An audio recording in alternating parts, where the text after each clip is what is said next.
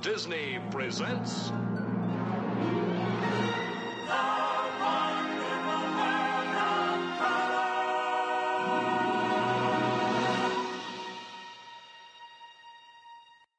Hey, welcome to our Mice at Work World of Color extravaganza. Here is Sean. Hi. Travis. Hello. And Jared. What's up? And my name is Ian, and I'll be your host for this episode. Now, here's Jared with the Disneyland news.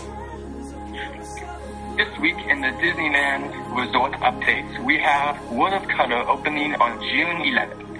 The show opened with Glow Fest, a street party inside of the Hollywood land, and a pre-show parade with 4 classic Disney characters. This week also, the Blue Sky Suburb reopened with The Little Mermaid, Cars Land, and Goofy's Flight School video. Also have hosts of The Mermaid, the Red Car Trolleys all around in this new exhibit in the Blue Sky Suburb. And that's all for the Disneyland News update. Now it's Travis with the WDW News and Update. With new Magic Kingdom fireworks, the Tower of Terror reimagined, and the return of the Main Street Electrical Parade, nights at Walt Disney World have become Summer Night-tastic. The summer-long event, which premiered on June 6th, also features a new Rock and Glow dance party at Hollywood Studios, along with the return of the Sounds Like Summer concert series at Epcot. Disney guests can experience these new Summer Night-tastic events through August 14th.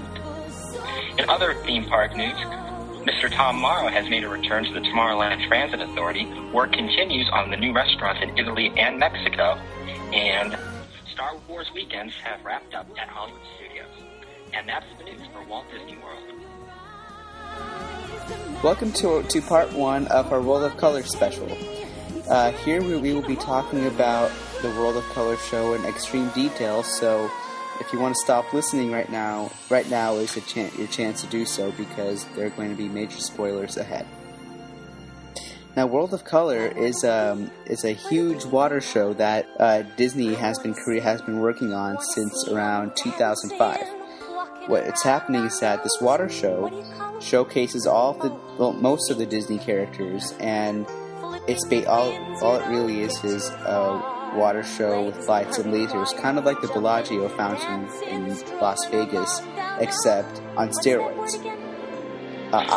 Personally, I liked the show. It was very moving. To be honest, it was a great show overall. And I especially loved the fire because it helped me dry off a little bit. Not by much, but it did a little bit. And also, I liked the scenes with the water sprites. I really loved the Pocahontas scenes and the Prince and Princess transformation, and I think the Lilo and Stitch part was pretty cool. And I mean, the coolest part of the show, in my opinion, though, was the ending, where after the show ended, what would happen is that there's all the fountains the water would become very small, and what would happen is that it would have a little 3-minute show going on, and at the end, the water would basically bow to everyone. Now, I thought that was insane. Jared, Travis, and Sean, what did you guys think of it? I liked it. It was very interesting, and I honestly think that's one of the most amazing things I've seen in my life. And keep in mind, I've only seen video of it, so in reality, it must be incredible, because it's just, I watched the live stream of it. I really like it. Sure, there are parts of it that could be better. I mean, the pirate thing's a bit forced, but other than that, it was a pretty good show, and I think Steve Davison and his team did a very good job. Travis? Overall, it's a great show to watch. I mean, once again, I've been able to see it in person, so I can't really comment, for sure on what's happening. The fountains look amazing. I'm amazed at the height that they can get on those. The lasers are very impressive, and the lighting effects that they're able to pull off. Utilizing the fun wheel was a great idea by the Imagineers. I really like how they thought about that. So technically, I'd say the show is superb. I just have a few issues with the storyline and in a way the premise of it and how things were utilized in that regard. So, but overall, it's a great addition to California Adventure. Definitely something to keep people in the park after nightfall. What about you, Jared? Well, I saw it last night, and technically I liked it. It was probably the most amazing thing you will see in a way from Disney. Fantastic. But for me, I'm very much enjoying it. It's like the 50th fireworks and Fantasmic. So I was very disappointed. There almost felt no point to the show because it went from the wonderful world of Cutter theme into the Little Mermaid with no real transition except for the screen that comes up. And then they go on from there to different segments, which they had some very nice segments. Like the bus segment was very technically awesome. It was actually not just clips from the movies. They actually had to work on film and change some things up from it. And there's a lot of things that I can tell they worked on. But it was like, I went to D23 and watched the presentation on it, and there was a story originally for it, and there were many segments cut out. And I feel that if you were in the interviews with Bob Iger, you'll see that he's very much business, and I feel like he took out a lot of segments and replaced them with Pirates and more Little Mermaid and more Aladdin, instead of having Alice in Wonderland and some other characters join that are kind of older, but they're still relevant because people would still love to see almost any Disney characters. And I think characters like the Fantastic movies are kind of misplaced because of the fact that most people don't know their names, or even, Disney fans will. But if you ask someone what they just saw, some of the characters, they won't know. They'll know Beauty and the Beast, Little Mermaid, Aladdin, but they won't know some of the segments. And I feel overall it's a good show, but I will be waiting for updates. Yeah, the updates, they're hopefully going to have a holiday show, and they can update it with anything they want. Hopefully they'll utilize that.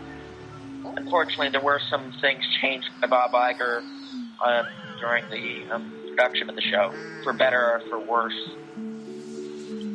It's interesting that you mentioned, I like the way you put that, how Iger was, all business end of it, because that's kind of how I feel overall with the show, is that because they're all self-contained clips of 2 to 3 minutes long, roughly, there's no writhing action, there's no stuff as the show goes by. I think that's really what it's missing. It's missing some kind of emotion to it that really grabs at the crowd, because we've come now with the most recent Disney shows where they all kind of build up and the suspense, we all reach climax, then we enter into the finale.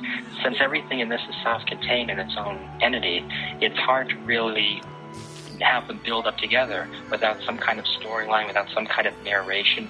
They're just clips that are put together with water around them, and there's nothing really to connect them together, really emphasize or point out a significance as to why these are representative of the world of color, and why is one being here as opposed to another, why this character and not that one. And it's probably the biggest downfall of the show that I can really figure out right now. Not necessarily that I have a story, but there's nothing to connect them together. Well, some of the things are actually pretty cool. I like the segue between Dory speaking whale and the whales from Fantasia 2000. That was very nice done. There are some thematic hooks, like under Little Mermaid, Under the Sea, go to Nemo, go to the whales. I mean the actual transitions within the show themselves. I mean just transitions of explaining why the clips that we see, why are they there? Well, and kind of the significance. I mean, there's nothing to connect them together in a group per se. I mean, maybe there was when they were putting them together, but do they all represent adventure? Do they all represent love? Do they all represent, fantasy? What are they there for? And I can't really grab at the show.